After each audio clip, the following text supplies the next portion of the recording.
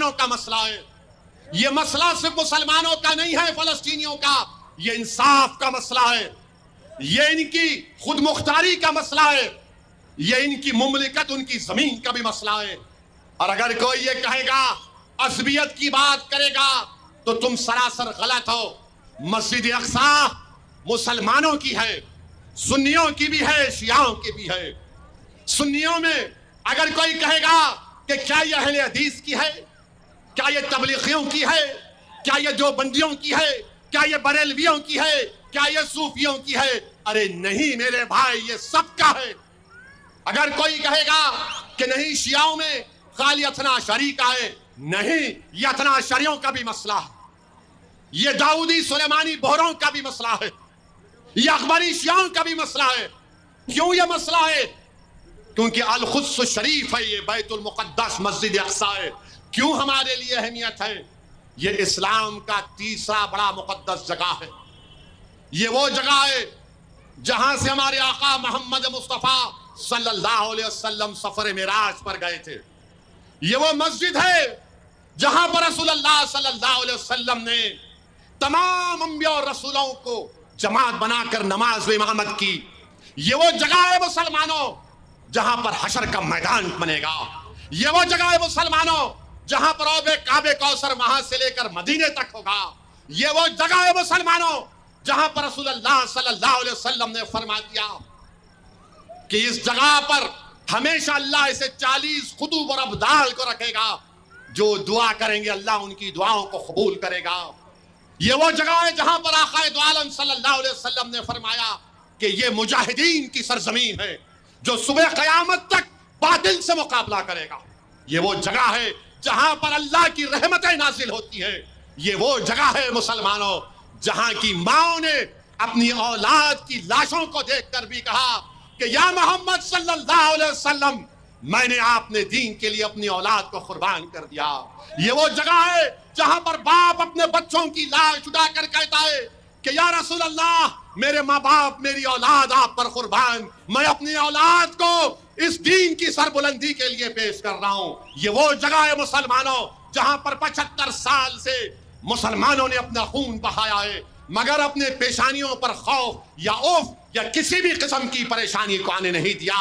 ہم سلام کرتے ہیں اس سرزمین کے فلسطینیوں کو, ہم سلام کرتے ہیں وہاں کے مجاہدین کو, ہم سلام کرتے ہیں وہاں کی ماں کو, ہم سلام کرتے ہیں وہاں کے نوجوانوں کو, ہم سلام کرتے ہیں وہاں کے ان معصوم بچوں کو جو آج رو رہے ہیں, اپنے ماں باپ کو تلاش کر رہے ہیں. ہم سلام کرتے ہیں ان معصوم بچوں کو جو بھوک اور فاقے کی زندگی گزار رہے ہیں. ہم سلام کرتے ہیں ان تمام لوگوں کو جس کو طور سینین کی جگہ کہا گیا. انشاءاللہ تعالی وہ لوگ کامیاب ہوں گے. وہی جگہ ہے جہاں پر اللہ سبحانہ و تعالیٰ ان کو کامیاب اور کامران کرے گا. ارے ظالم شیطان بنیامین نتنیاہو, تو اگر ایران میں اسماعیل ہنیہ کو مار سکتا ہے اس جگہ پر, تو تو نے 40,000 معصوم فلسطینیوں کو کیوں مارا؟ اگر تو نے بیروت میں ایک اس لیڈر کو مار دیا تو تو نے بیروت میں 12 لاکھ لوگوں کو بے گھر کیوں کیا؟ میں گیا تھا, سنو, نعرے لگائیں گے بعد میں, سنو ابھی. میں گیا تھا صبح میں نکل کر بیروت کو گیا. میں بتا رہا ہوں بیروت کے وہ جو وہاں کے لوگ ہیں وہ موت سے نہیں ڈرنے والے ہیں, وہ موت سے نہیں ڈرتے.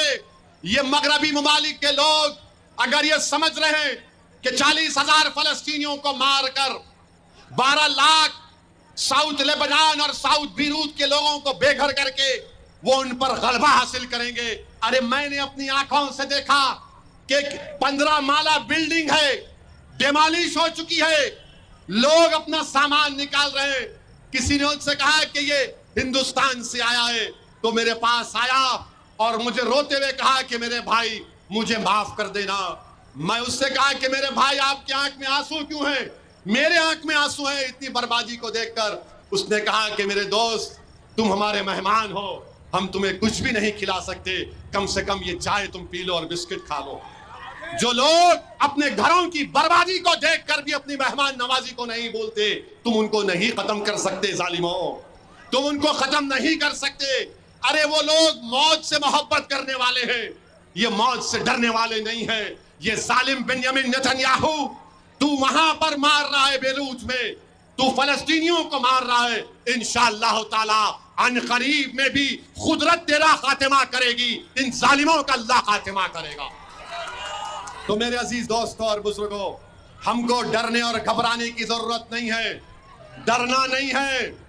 دیکھو 40,000 سے زیادہ فلسطینی اپنی جان کو قربان کر چکے ہیں, اور ایک ایک مرنے والے کے ماں باپ عالم اسلام کو پکار پکار کر کہہ رہے ہیں یہ مسئلہ سنی شیعہ کا نہیں ہے, یہ مسئلہ دیوبندی بریلویوں اہل حدیث کا نہیں ہے, یہ مسئلہ مسجد اقصی کا ہے, بیت المقدس کا ہے. وہ کہہ رہے ہیں کہ دیکھو ہم تو اپنی جانوں کو قربان کر رہے ہیں, تم کم سے کم اپنے آنکھ میں آنسو لا کر اللہ سے دعا کرو ہمارے لیے کہ اللہ ہم کو ان ظالموں پر غلبہ عطا کر دے.